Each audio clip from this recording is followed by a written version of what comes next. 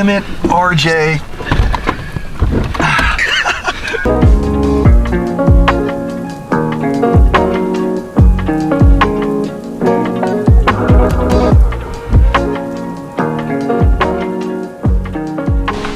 You know what's funny? It's the first time I've been in this car. I swear to God. I sat in this, I was like, wow, this is really nice. I've never been in here before. Did you drive around the parking lot while we got it? Did I? Whoa, that was all clutch. Oh my god. No, I just tried to do a burnout. Yeah. I didn't, okay, well I wasn't taking it in. One lap. Yeah, I guess I didn't take it in enough because I was like, wow, this is all nice stuff. What is up, everyone? Welcome to today's video. As you guys saw in the last video, I got myself my very first E36 touring. My first, I was gonna say it's my first wagon, but I guess that WRX I had kind of counts. What about that one? What about that one? Yeah, yeah. All right. Boom. E36 wagon. E36s are sick. They're one of the best platforms ever produced. I'm saying that right now. Stock form, they're kind of dorky, especially when it's a 318. It's a 4-cylinder in there. It's a big car. If you didn't see on my Instagram story, Spoon and I spontaneously took a trip to Poland this weekend for Drift Masters final round.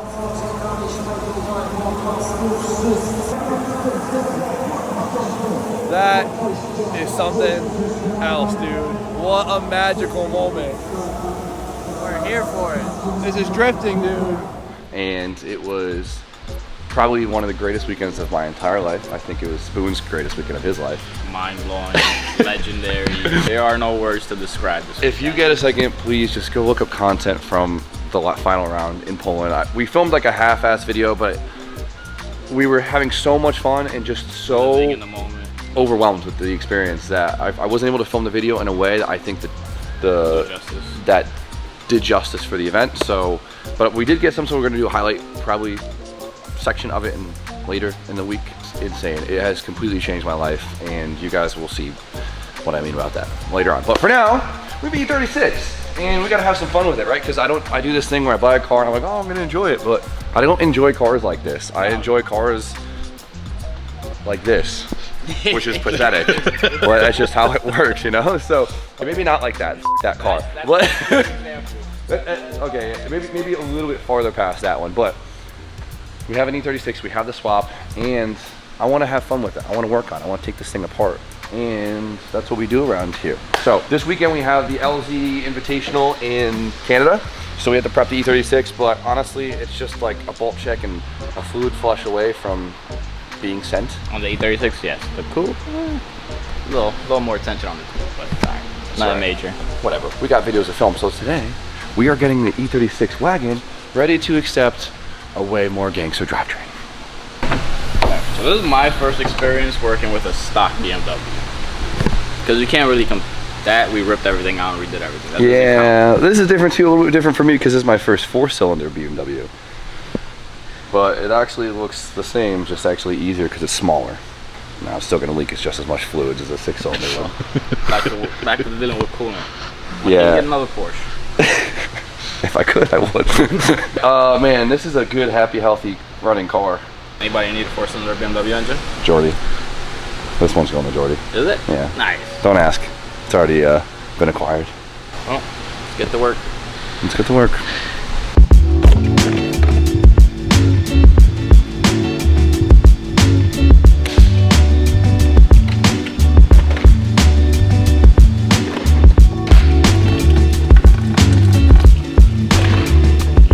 I do feel bad because the boys gave this car a really nice tune-up before they sent it over, and I'm just ripping it out.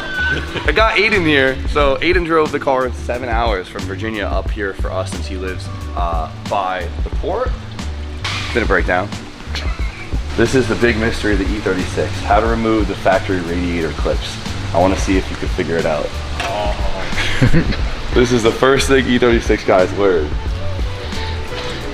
See, look at this clip. See how it clips on the radiator support? And you're like sitting here, how do I remove this, right? It has this little pry tab on it. See the little pry tab? Yeah.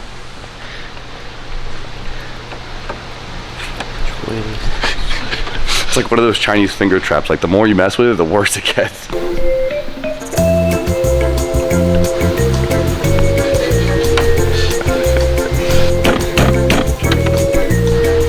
you know how they come out? Yeah. Of course I do. I had to Google it so many times. Do I get to Google it? No. I want to watch the pain, struggle, and frustration in your eyes that every E36 owner has once had. I mean, I don't think we're using these anyway. No. I'll show you, right? Because you're looking at it, they give you a pride. Look, you would think you could just pry this, right? Yeah. Stuff. There's an arrow that says something. You know, I don't have to look at the arrow. Look how stupid this is. Ready?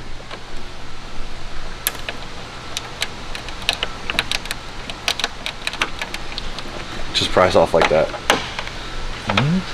Not very self-explanatory, is it? It's weird. You just shove it in there and wiggle it.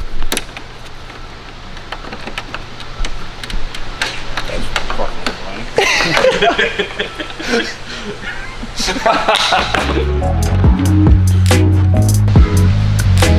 This thing's brand new.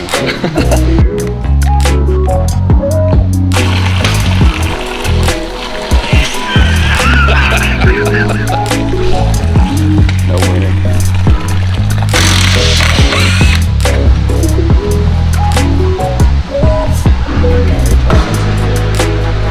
That came off so easy.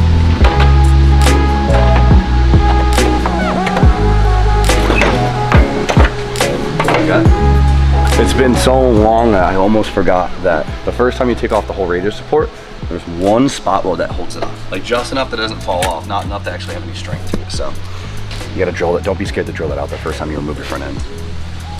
See it? The one dimple right there? And then this whole thing will come right off. Oh, this stupid hood latch. It's such, there has to be an easy way to do this because every time I try to remove a hood latch on an E36, there we go. Smooth sailing. Definitely easier left-hander. I don't know why, but the right-hand drive hood latch is so hard to get off.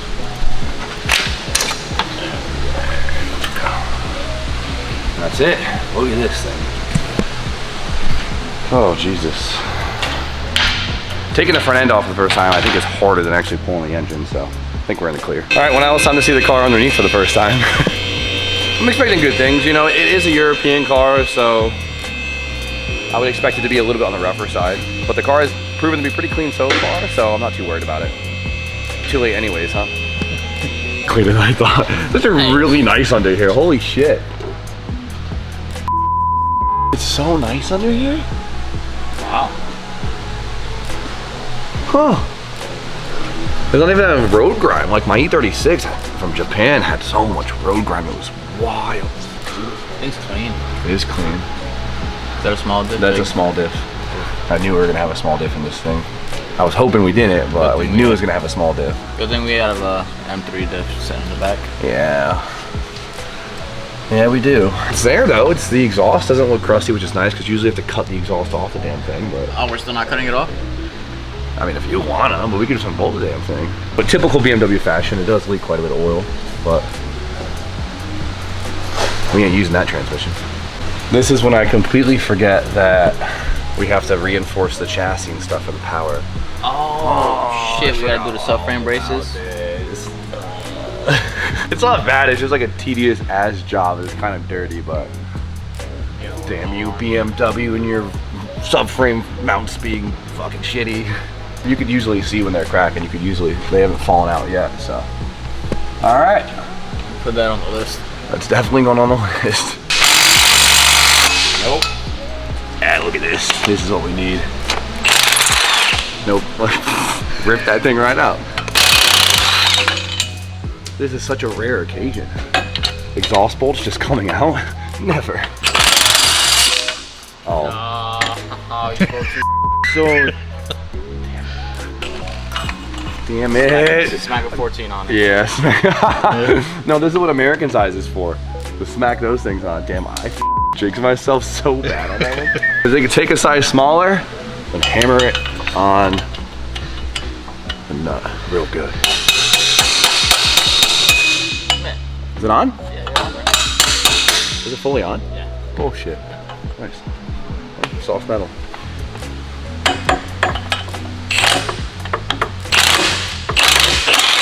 Woo-wee. Who needs an easy out?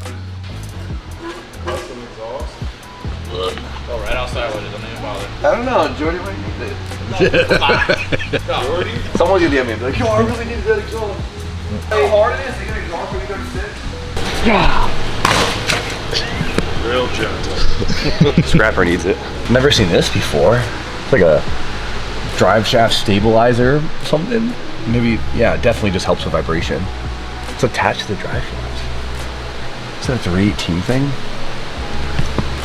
New to me. You just push the back in.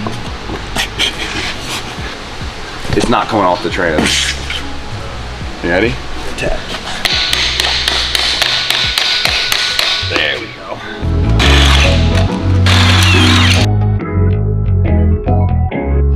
Classic. Old 30. We'll be needing this. Yeah, the whole engine harness is right there and right here, so it's just leave it on the engine.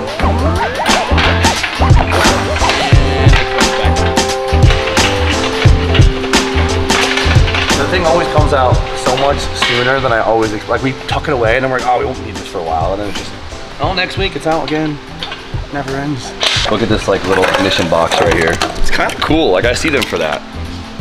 So this is what ignites the spark plugs, of course. So coils are built in here, little plugs. Dunzo. Looks like it was recently replaced, so I kind of feel bad. But what do you think, B? Dude, you've never had one of these engines. You don't know anyone with one of these engines, so throw it away. I don't know. You ready to pull an engine? Yeah. Yep. That's why I came here. Yeah, that's exactly it. What about the AC line? Did you get that off? I'm looking at that right now. Yeah, that's it. Last thing. 8 mil. Cool. Let's see what else we forgot to disconnect. What about you got a shifter? Yep. Forgot about that too. Yep. That is the one thing everyone's always guaranteed to forget. Because you're doing so much in the engine bay. Times I've helped people pull an engine, and the engine's stuck. What the fuck is it? And it's a shift boot. Pull it in the air. Fucking shifter. Shifters like this, the boot gets ripped. Oh man.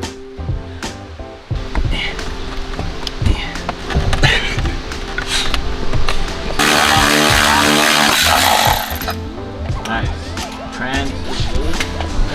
Shifters out. Yeah, Why do these shifters bolts out. now seem way wider than a normal? Does it? Yeah. Why is it touching the frame? Do I have to drop them? I think you gotta take the tops out. Oh, not very far. No, some impact. Yeah, you got this little impact with the extension on. This is a poor angle. That come off? I don't know what happened. You tell me. It came off, I think.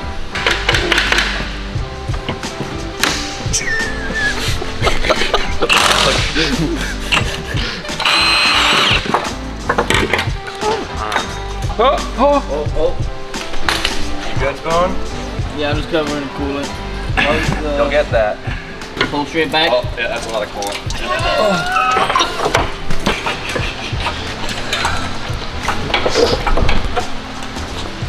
You got it? Oh yeah, the drive shaft and all. Hell yeah. Goodbye. Who needs a nice, reliable running vehicle? Not this guy. Blank slate, baby. It's cool. I mean, it worked. It ran amazing. 30-something miles per gallon. Dude, that is not cool. RJ thinks that's cool. See? Thank you. I mean, it's cleaner than JDM engine base. Yeah, a little less grime. It's still a 30-year-old road car. You know what I'm saying? Like, That's seen. This thing is super clean. Again, we're from New England. Everything looks like shit here. yeah, it's a fact. So this just looks really nice. How balanced is it on the lift now? Oh, we're still good. Extra weight in the rear didn't really bother us. Boys, Donald. Hello. Can't believe this motor's already out. Are you Or can I? Oh my goodness. Are you surprised though? No. Yeah, exactly. Off the plane, ruining perfectly good driving vehicle. Love it. No, this is like the easiest. It's not even like a swap. Like it is, but it is. Yeah, we got to change some things up, but we'll be good. There's a couple more brackets in this engine bay that weren't in most E36s because it's a 4-cylinder. Like we have this for the power steering, that's usually on the engine, and then this for the coil packs. We got to cut that off and stuff, but we'll figure out a tasteful way to do it because we're not painting the engine bay. Just paint it. I don't want to paint the engine bay. It took a week and a half worth of work for. Stop. No. And just blend it. Clean it. Purple power. Okay. Clean it, see what it looks like. It probably looks I nice. just want to have fun with it. The more I do body work and stuff like that, the more I'm gonna be like, oh, it's too nice. This one I just want to beat the out of have fun. Don't think about it. Which union? Put some nice air on it, some good wheels, make some cool noises, go fast, and have a good time. Don't think about it. Don't overdo it. We overdo everything. No, I'm just saying, go, like, look, there's no clear on this. Go That's get fine. And then we have to do the whole engine bay. Then we gotta rip all this out, like. Gotta deep in that whole fuse box. So as I was saying, don't do that. Go get a rattle can, cut the shit off, blend it in, not. Sounds like a good job for you, B. I'm just saying, it's easy. Like, If it's easy for you. Yeah, if it's easy for you, show us how it's done, bro. I'm showing the insurance companies down the road how to do it. Yeah, man, show the people of the internet how it's done, you know? Just come here and do it for me.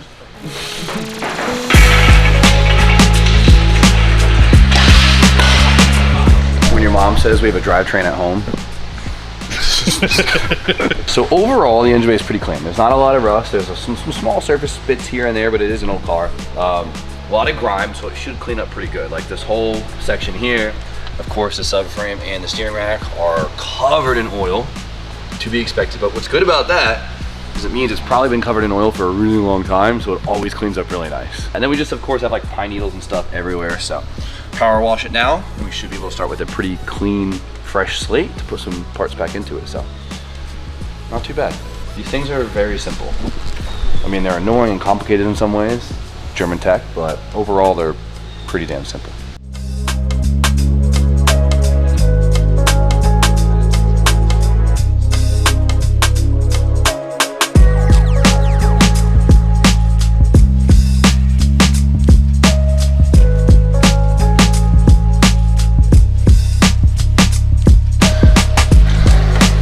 Good thing it's raining out. What's there in the word?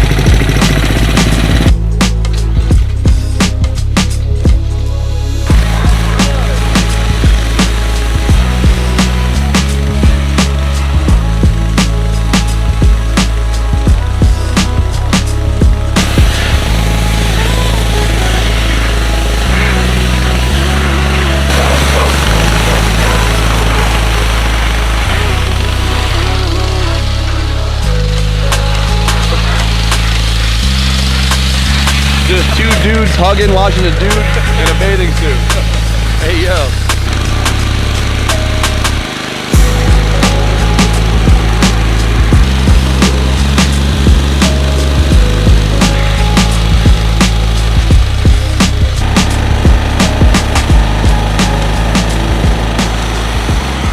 Cleaned up nice. I mean, it's not dirty anymore. Got a lot of the grime off. There's no more grease. It's a very clean foundation to start the build. It's killing me. We used some degreaser and it kind of removed some of the paint. I didn't think the stuff was that aggressive, but the lack of clear coat probably made it very vulnerable. So be careful with that stuff. So it's hard, you know, like you guys know me, I like painting the engine bays, powder coat, everything, make everything super perfect, but I want to just also just enjoy this thing and have fun. So it's like clean enough. It doesn't look unpresentable, but it's so hard for me not to want to repaint all this, and I don't know. The only other car I really copped out on paint was the Koki. Remember that? I was like, oh, I'll paint it afterwards. I'm happy I didn't paint it now, to be honest. I mean, it'd be nice. I think the engine bay on that still looks It great. still looks kind of cool, right? Yeah. I don't know. I just feel like a cop out, but we don't have time to paint this. I hate to admit it. Oh, it hurts me not to do it, but it looks good. It probably looks great on camera, to be honest. So cool, fresh slate.